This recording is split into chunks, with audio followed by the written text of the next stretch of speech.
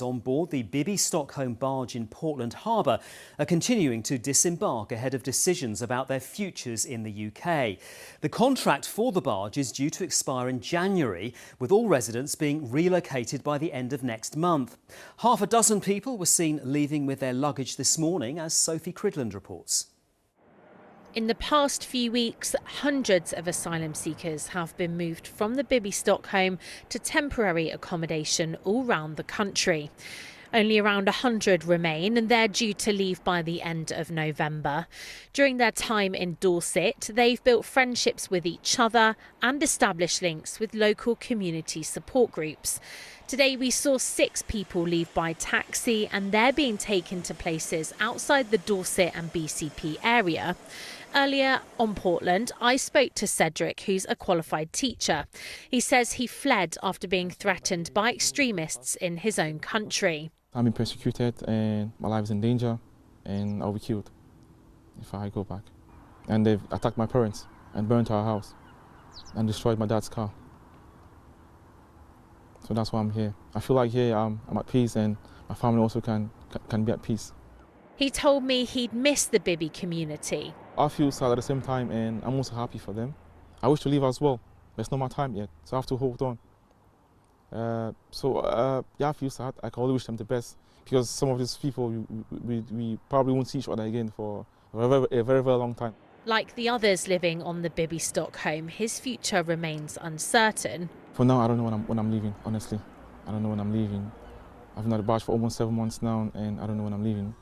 The BBC understands the men are being dispersed across the country, including to Cardiff, Wolverhampton, Bristol and Worksop, while they await the outcomes of their asylum claims, which should follow within a month. The leader of Dorset Council said the Home Office had met all the costs of the asylum barge, but welcomed the closure of the facility. There is no cost to Dorset Council at all. Obviously, we're probably going to come out of this probably worse off in total across the period that Bibby Stockholm has been here, but there has been funding from the Home Office. That funding finishes in January. You never know, there may be some left, and if there is, I'd like to try and keep it, because, you know, let's face it, the residents of Portland and the wider area have been inconvenienced, at least. And, you know, if we can use that money to support community groups rather than it disappearing back into Home Office coffers, I'll try my best to keep it here.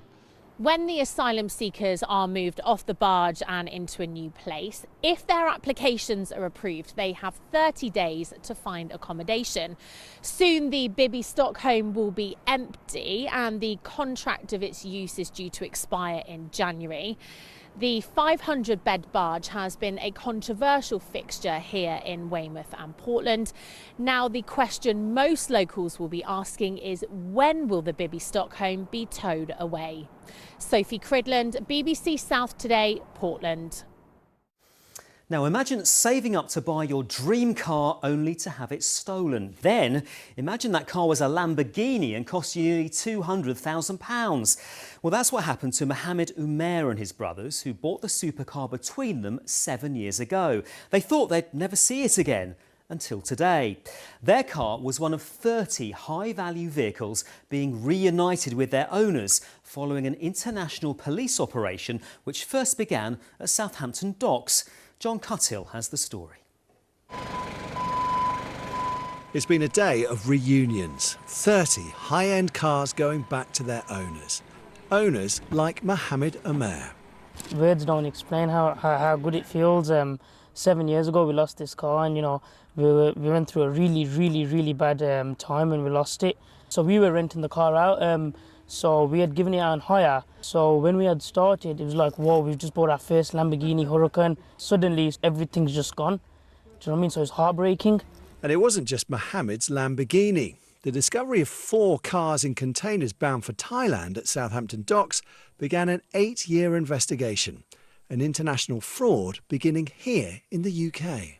They're pretending to be other people using impersonation fraud like counterfeit driving licence, or in some cases actually using their own details, acquired finance, were handed the keys to a car and drove that vehicle away, and within a very short time, sometimes within a week, they were already on their way to Bangkok in Thailand. While some of these cars were intercepted at customs, others had been sold on. The process to recover them has been long. It's a complicated case because it's concerning about all the process of importing the goods, which we have a very strong system. And also there are many many parties involved into this type of crime. The recovered vehicles at the time of the theft had an estimated value of £6.5 million. But for Mohammed, getting the prized Lamborghini back is priceless. I don't know, I think I'm going to have to put it in the corner, just take the roof off, enjoy it, look at it. I have to explain it, look at it, but I can't, my voice is not coming out, and I just want to really say thank you to the team. John Cuthill, BBC South Today. That's one happy motorist. The inquiry into the death of Wiltshire mum Dawn